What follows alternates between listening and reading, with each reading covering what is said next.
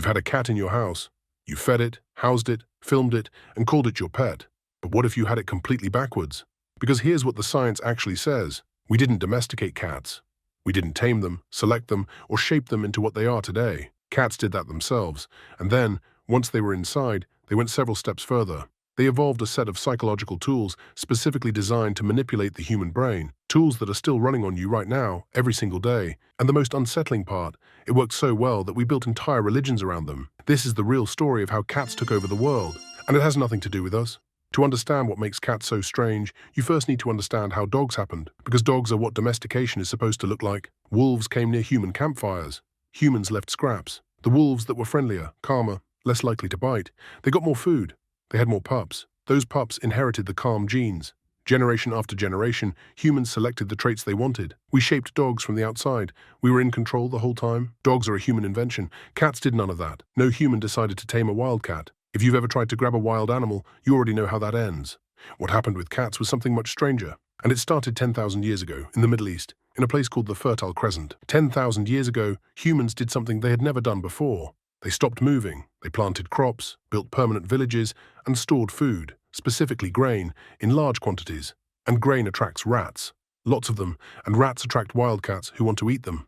So wildcats began appearing at the edges of human settlements, not because they liked humans, because humans had accidentally built the world's best rat buffet. Of all the wildcats that came near, the ones who were slightly less afraid of humans could get closer. Closer meant more rats. More rats meant more food. More food meant they survived longer and had more kittens. Their less afraid offspring did the same thing. And their offspring did the same. Over hundreds of generations, the cats who were best at tolerating human presence outcompeted every other cat. Nobody chose them, nobody bred them.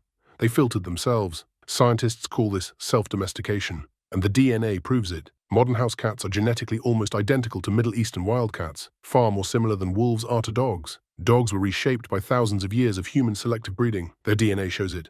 Cats barely changed at all. They chose the minimum viable amount of change needed to live near us, and then they stopped, because that's all they needed. Or so we thought, because getting into human settlements was only step one. What cats did after they arrived, that's the part that should make you deeply uncomfortable. They didn't just move in and behave themselves. They evolved a set of tools specifically designed to keep humans emotionally attached to them. 3 tools, each one targeting a different part of your brain, and all 3 are still fully active right now. Tool number 1, the purr. Cats have 2 distinct types of purr. The first is a regular purr, contentment, relaxation, nothing unusual. The second is called the solicitation purr, and researchers at the University of Sussex discovered something extraordinary buried inside it. Hidden within the frequency of the solicitation purr is a high-pitched cry, sitting at exactly the same frequency as a human infant. You can't consciously hear it as a cry, but your brain recognizes it and responds. You feel urgency, you feel the need to do something, to help, to feed. Cats are using the sound of a crying baby to make you give them food, and it works.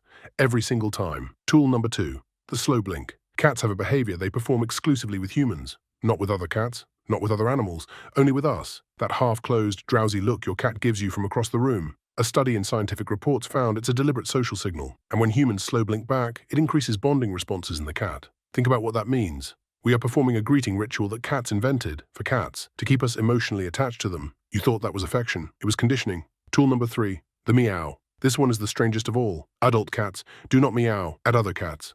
At all. Kittens meow at their mothers. Then they grow up and stop. Adult wild cats are essentially silent with each other.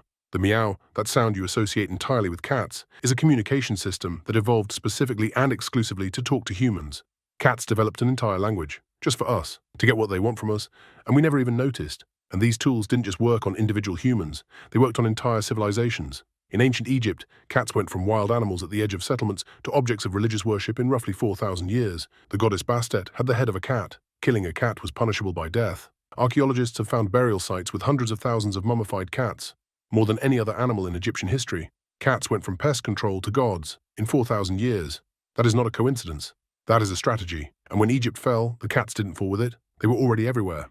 Roman traders carried them on ships to control rats in cargo holds. From there, they spread across Europe, across Asia, across every continent humans reached. Every civilization cats encountered, they ran the same playbook. Walk in slowly, seem useful, activate the tools, stay forever, and it worked. Every single time.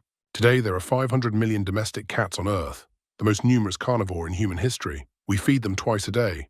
We build them furniture. We pay for their health care. In many countries, we spend more on pet care than on foreign aid. And then we built the largest communication network in human history, the internet. And one of the first things we did with it was watch videos of cats and show them to each other.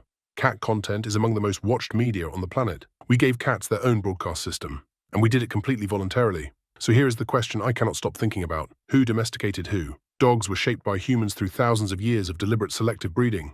We changed them. We chose what they became. Cats approached us on their own terms, evolved psychological tools to keep us attached, convinced entire civilizations to worship them, spread themselves across the planet using human infrastructure, and are now living rent-free in 45% of households, fed twice a day, while we film them and share the footage with strangers.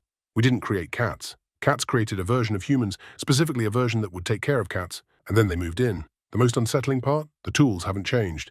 The same purr frequency, the same slow blink, the same meow built for human ears, all still fully operational. Whatever cat is near you right now has been running this system from the moment it arrived, and you've been responding to it perfectly. Drop your cat's name in the comments below. And if you want to know more surprising science about humans, animals, and evolution, hit subscribe, cause that's what Brain Glitch is all about. See you in the next one.